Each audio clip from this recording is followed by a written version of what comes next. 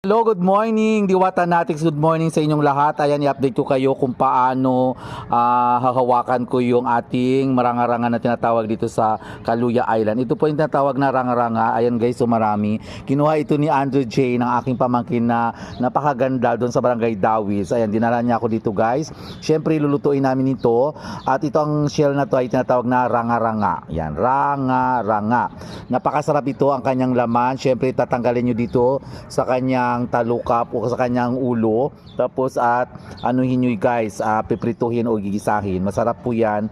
Syempre napakasarap ang tinatawag na ranga-ranga. Ayan guys, so yung laman, yan, di ba? Ang dami. Thank you Andrew J. Ayan oh, hindi pa sila nakalabas sa kanilang lungga. Ayan guys, so yan, nakikita talaga yung kanyang laman oh. Yan.